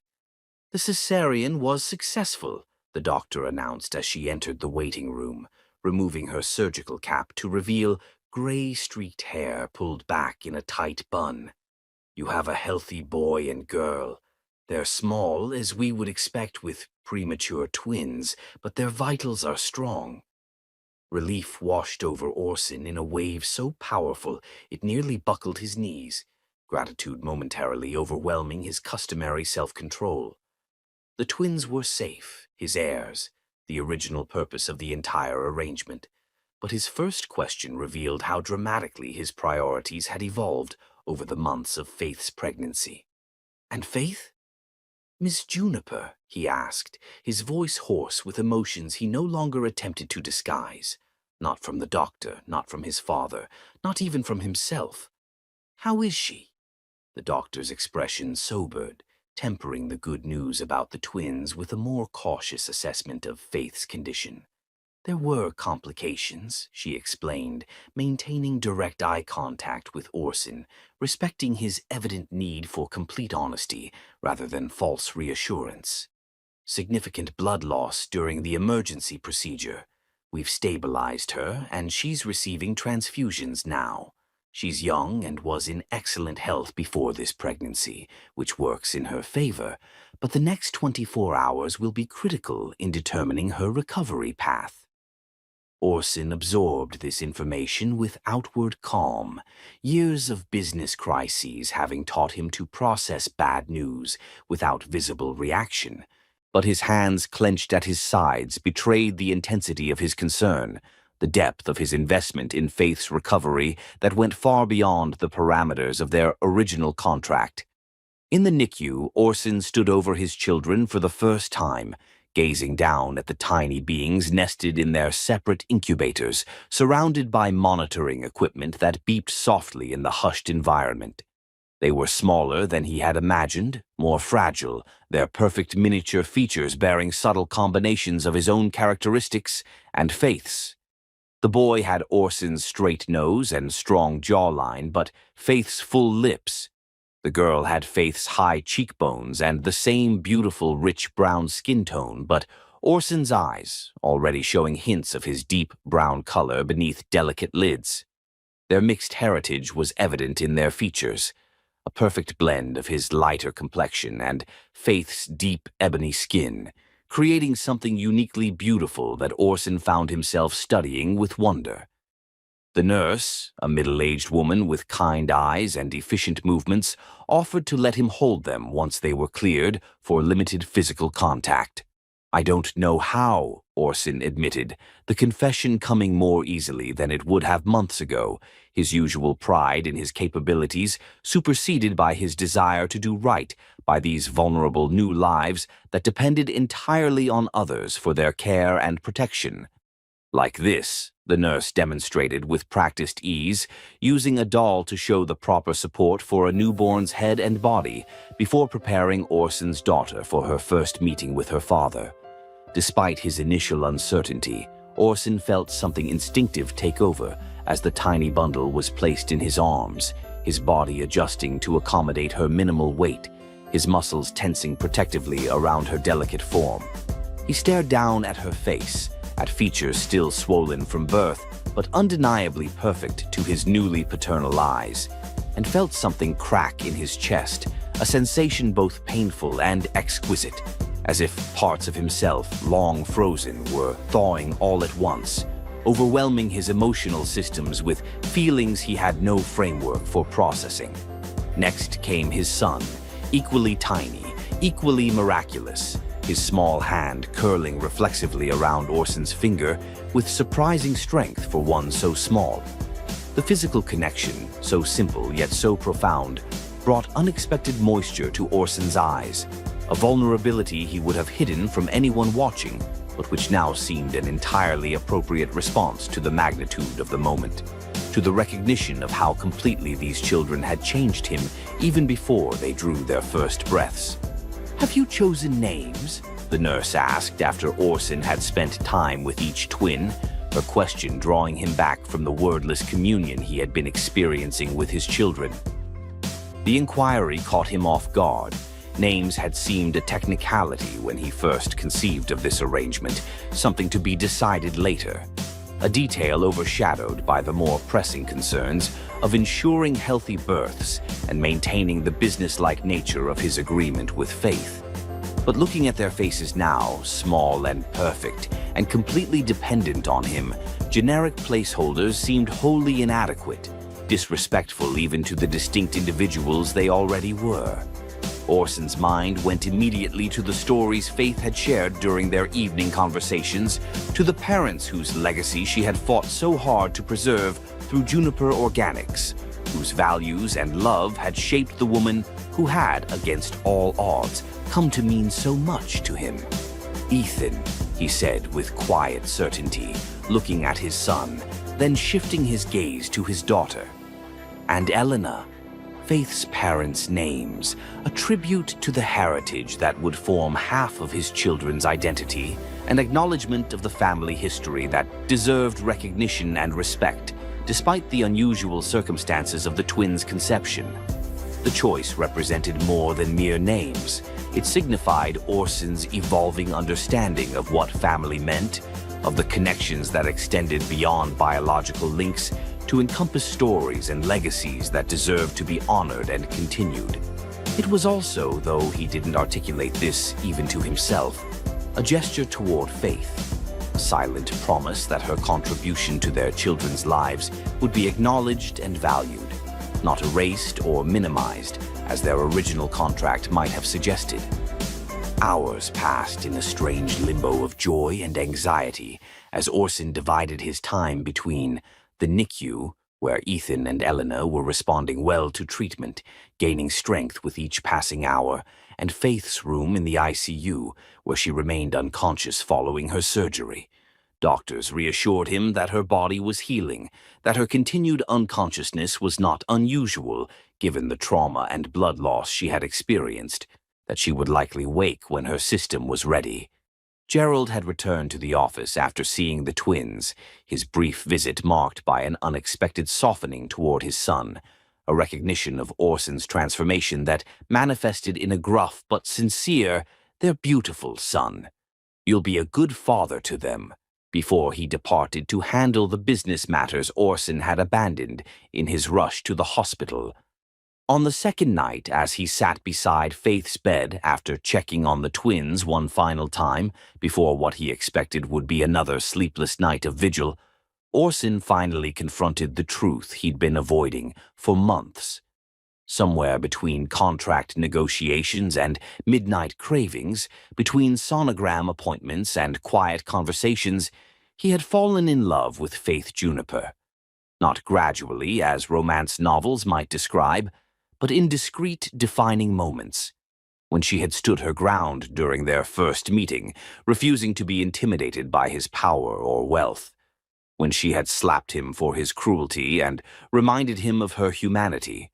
When he had found her working late in her makeshift laboratory, her focus and passion for her business revealing a depth of character he couldn't help but admire. When she had placed his hand on her belly to feel the twins move for the first time, her smile in that moment breaking through defenses he had thought impenetrable. And now, as she lay pale and still, connected to machines that monitored her vital signs with soft, persistent beeps, Orson faced the possibility of losing her before he'd ever truly had her, before he'd found the courage to acknowledge what she had come to mean to him. The irony was bitter. He who had insisted on a business arrangement specifically to avoid emotional entanglement, now completely undone by feelings he had neither wanted nor expected. "I need you to wake up," he whispered, taking her hand, his voice rough with emotions he had spent a lifetime suppressing. "The twins need you." He paused, forcing himself to complete the thought, to admit the truth aloud even if she couldn't hear it. I need you, not for the contract, not for appearances, but for all the ways you've changed me, all the parts of myself I never knew existed until you." Faith's fingers twitched in his grasp, the slight movement immediately drawing his attention, his heart rate accelerating as her eyelids fluttered, signs of consciousness returning after hours of stillness. "Orson?" Her voice was weak, raspy from the breathing tube that had been removed earlier that day, but to him it was the most beautiful sound he had ever heard.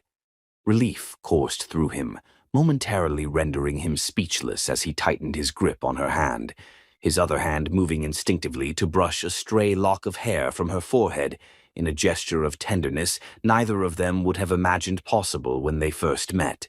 "I'm here," he managed finally, his voice steady despite the emotions threatening to overwhelm him. Faith's eyes, still clouded with medication and the lingering effects of anesthesia, searched his face anxiously. "The babies," she began, maternal concern immediate despite her own precarious condition. "Perfect," Orson assured her, unable to keep a smile from spreading across his face, an expression of genuine joy so rare that Faith stared at him in mild surprise despite her weakened state. "Both of them. Perfect like their mother." The compliment came naturally, without calculation, a simple truth he no longer had any desire to conceal. Tears filled Faith's eyes, a complex mixture of relief, joy, and something like grief that Orson couldn't fully interpret. "You're not disappointed?" she asked hesitantly, the question catching him off guard. "Disappointed? Why would I be disappointed?" he responded, genuinely confused by her concern, by what could possibly induce her to believe he would feel anything but gratitude and happiness at the successful birth of their children, at her own survival of a dangerous delivery. "The contract.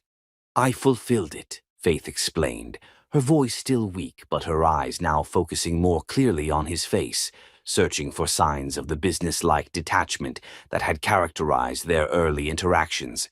"You don't need to pretend anymore." The words struck Orson like physical blows, forcing him to confront how completely he had failed to communicate the transformation in his feelings, how thoroughly his previous behavior had convinced Faith that his current attention was mere obligation, or worse, gratitude rather than genuine emotional connection.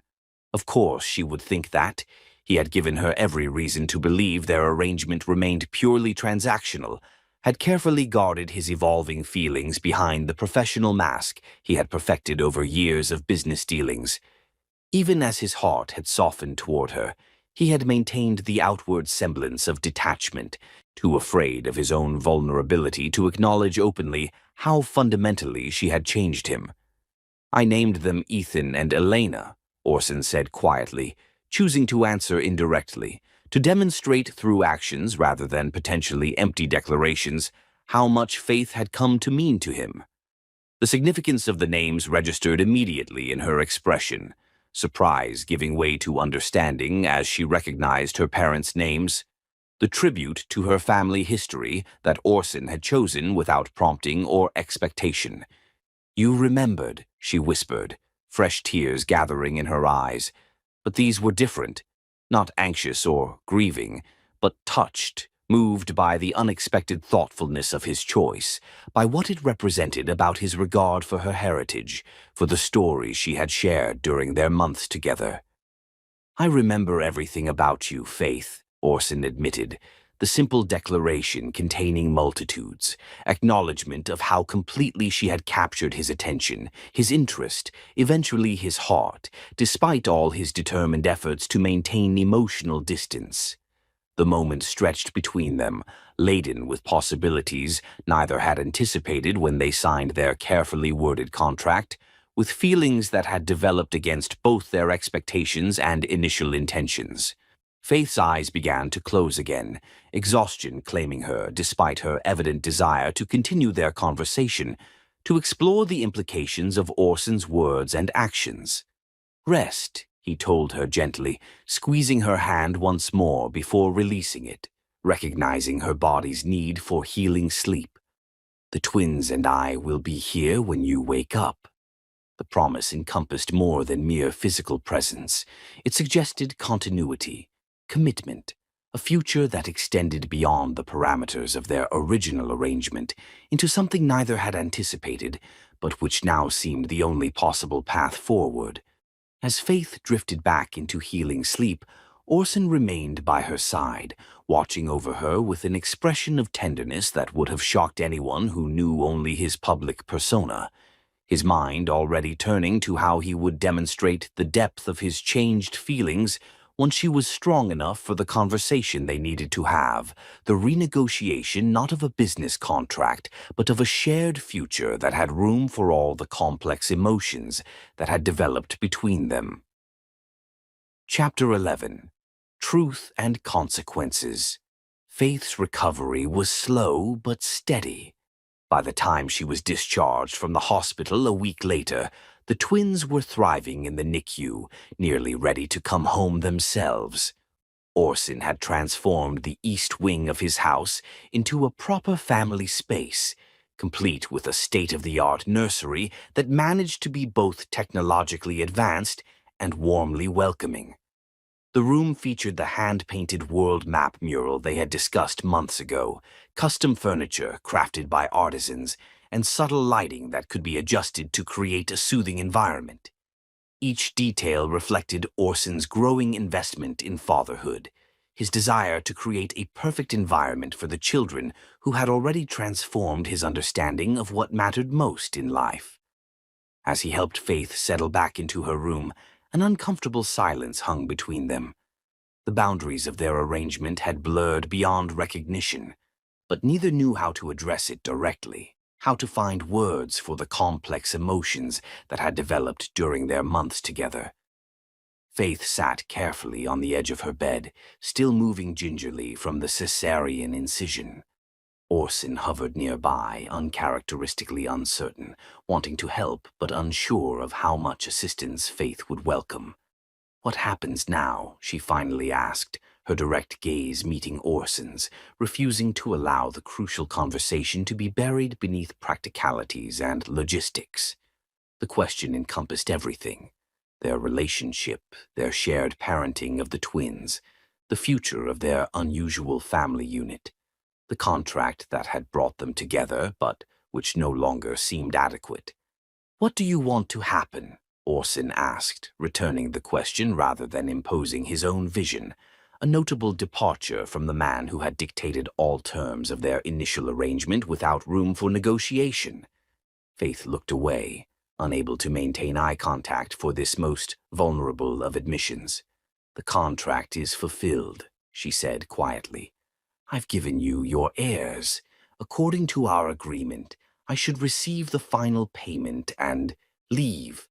The words caught in her throat, the clinical language of their contract suddenly inadequate, almost offensive in the face of the profound connection she felt to the twins she had carried for 9 months and to the man who had become something far more significant to her than a business partner. The idea of walking away from Ethan and Elena, of returning to her separate life as if the past 9 months had been merely a business transaction, felt not just painful but almost impossible to contemplate. "Is that all they are to you? Terms of a contract?" Orson asked, his voice sharper than he intended, betraying the depth of his emotional investment in her answer.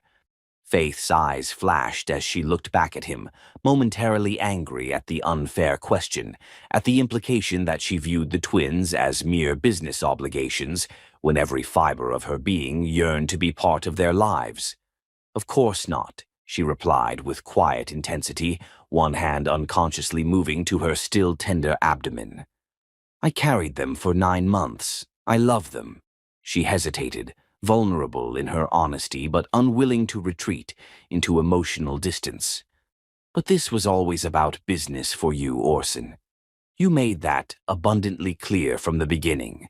An heir for your company, a continuation of the King line. Nothing more." Before Orson could respond, Gerald King appeared in the doorway, his arrival as precisely timed as it had been at the hospital to interrupt a crucial moment between his son and Faith.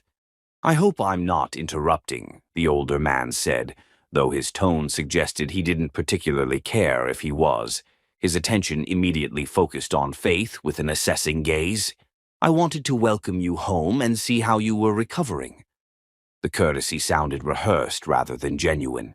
Orson tensed visibly, the openness he had been displaying with Faith immediately replaced by the more guarded expression he typically wore in business settings, a shield against vulnerability that Faith had gradually learned to recognize.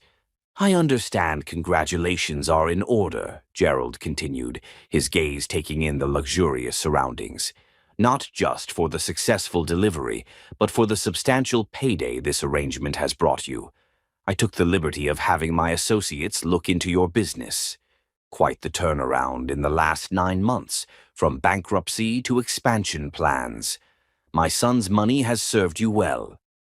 The insinuation was clear, that Faith had engineered the entire arrangement for financial benefit, that her primary motivation remained the money rather than any genuine attachment to the twins or to Orson. The accusation struck at her deepest insecurities about how Orson might perceive her intentions, about the unavoidable fact that financial necessity had indeed been what initially drove her to accept his proposition. "That's enough," Orson said sharply, his tone holding a warning that Faith had never heard him direct toward his father before. Gerald raised an eyebrow at his son's protective response, clearly noting and evaluating this departure from Orson's usual deference in family matters. "Is it? She came to you desperate for cash, Orson," Gerald pressed. "Now she has it, along with 2 king heirs to potentially leverage in the future." Faith felt anger rising within her, not just at the unfair characterization of her motives, but at the casual cruelty of discussing her as if she weren't present. "Get out," she said quietly, but with unmistakable authority. Gerald blinked in surprise. "This is my son's house," he began. Faith cut him off. "And these are my children. I won't have them exposed to your poison from day one." Gerald looked to Orson, expecting support. Instead, his son moved to Faith's side, his stance making his allegiance clear. "You heard her, father. Leave." The simple directive contained volumes, not just a request for Gerald to exit the room, but a declaration of independence from the cynical worldview his father had attempted to impose on him. What neither of them knew was that Gerald hadn't immediately left. He had paused in the hallway, overhearing Faith's next vulnerable question. "Is that what you think of me, too? That I planned this? Used you for your money?" The raw emotion in her voice made him pause, reminding him of another voice from decades past. Something shifted in Gerald's perception as he moved away quietly, not enough to erase his suspicions entirely, but sufficient to plant a seed of doubt. After Gerald's departure, the tension in the room remained. Faith stared at her hands, her earlier confidence giving way to uncertainty about what his accusations might have awakened in Orson's mind. "Is that what you think of me too?" she asked quietly. "That I planned this? Used you for your money?" The vulnerability in her question was painful, exposing insecurities she had worked hard to conceal. Orson sat beside her again, closer than before. "No," he replied with certainty. "I know you better than that." The simple declaration contained a recognition of the months they had spent together, of the countless moments of genuine connection that had gradually revealed Faith's character to him, her integrity, her compassion, her fierce dedication to the business that honored her parents' memory. "Do you?" Faith asked, the question direct and unavoidable. "Because sometimes I think you see every woman as a version of your mother, waiting to betray you." The accuracy of her observation struck Orson silent. Faith continued, her voice breaking slightly with the weight of emotions she had contained for months. "I didn't ask for any of this.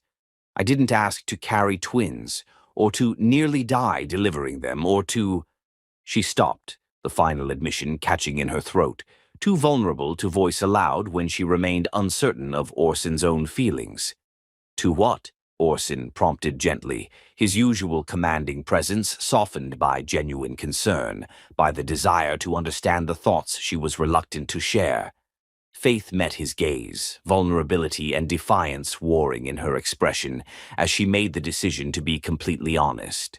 "To fall in love with a man who will never trust me enough to love me back," she said finally, the words rushing out as if she feared her courage might fail if she hesitated. The confession hung in the air between them, changing everything and nothing simultaneously, acknowledging feelings that had been developing for months while leaving unanswered the crucial question of whether those feelings could or would be reciprocated, whether the walls Orson had built could truly be dismantled after decades of careful construction. As Orson helped Faith into the wheelchair that would convey her to her first reunion with Ethan and Elena since their birth, their eyes met in silent communication, in recognition that the conversation they had begun was merely paused, not concluded, that once they had seen their children, once Faith had rested, they would return to the precipice where honesty had led them, to the possibility of a future neither had imagined when they signed their carefully worded contract. For now the twins called them, the miracle of new life temporarily superseding the complex emotional landscape between their parents. But in the gentle way Orson's hands adjusted Faith's blanket, in the protective care with which he guided her wheelchair toward the nursery, there were promises unspoken but deeply felt, indications that whatever came next would bear little resemblance to the cold business arrangement where their journey had begun. Chapter 12. Never Too Late for Forever. Orson stared at Faith, her confession hanging in the air between them. For a man who had built an empire on calculated risks, he found himself without words, stripped bare by her declaration of love. "You love me?" he asked, voice barely above a whisper, decades of disbelief that anyone could truly love him behind the question. Faith's courage faltered. "In 2 weeks, once the twins come home, I'll be gone," she said, each word carefully measured. "The final payment will clear, and you can raise your heirs without the complication of their mother." The slight tremor in her voice betrayed the heartbreaking beneath her composure. "Is that what you want?" Orson asked, his commanding tone replaced by uncertainty. Faith met his eyes, her own shimmering with unshed tears. "What I want stopped mattering the moment I signed your contract." Orson moved closer, taking her hand with unexpected gentleness. "It matters to me. You matter to me, Faith. More than business, more than legacy, more than anything I ever thought important. Don't say things you don't mean just because I survived or because I gave you children," Faith said, one tear escaping down her cheek. "I don't need your gratitude, Orson. I fulfilled my contract. I named our children after your parents," he said, thumb tracing patterns across her knuckles, "because I wanted them to carry your heart, your history." His voice grew rough with emotion. "I stayed by your bed for 3 days because a world without you was unimaginable. I've spent 9 months falling in love with you, fighting it because I was terrified of needing someone again." "You hurt me," Faith whispered, "when you were afraid." "I know," he acknowledged, the admission costing his pride. "I was cruel when I felt vulnerable. I pushed you away when all I wanted was to hold you closer." His voice broke. "I don't deserve forgiveness, but I'm asking for it anyway. I'm asking for the chance to spend my life showing you the man I can be, the man you helped me become." "What exactly are you proposing?" Faith asked, hope cautiously blooming. Orson smiled genuinely. "I think I'm proposing," he said, withdrawing a small velvet box containing an emerald ring that matched her eyes. "I don't want our arrangement anymore, Faith. I want a marriage built on trust and respect, and a love I never believed I could feel." Faith touched the ring but didn't take it. "How do I know this isn't temporary? That you won't see betrayal around every corner again?" "You don't," Orson answered honestly. "Just as I don't know loving you won't leave me vulnerable. But for the first time, the possibility of joy outweighs every fear I've used to protect myself." Faith needed time. The twins are coming home, and we'll be learning to be parents. Let's not rush from one arrangement to another without being certain. Orson closed the box gently. "I'll wait," he promised. "Some things are worth waiting for." 3 weeks later, the King household pulsed with new life. Faith had established a corner of the nursery where she remotely managed Juniper Organics, now flourishing internationally. One evening, as Orson rocked Ethan to sleep, he looked up to find Faith watching from the doorway, love undisguised in her eyes. "You're good with him," she said softly. "I had an excellent teacher," Orson replied. Faith moved into the room, checking on Elena before facing him. "I've been thinking about your proposal." Orson's heart quickened. "And?" Faith smiled radiantly. "I'd like to propose a lifetime contract, with regular reviews and the option to renew indefinitely." Orson placed Ethan in his crib, then crossed to Faith, taking her hands in his. In the soft glow of the nursery lights, they stood as equals at last, no longer CEO and surrogate, but a man and woman who had found love in the most unexpected place. "Those terms are acceptable," he said, voice rich with emotion. "Do we have a deal, Ms. Juniper?" Faith rose on tiptoes, pressing her lips to his in answer. Against her mouth, he whispered, "I'll take that as a yes." For a man who couldn't trust and a woman who wouldn't give up, it had never been just about giving him a baby to save her business. In the end, they had saved each other. Thanks for watching!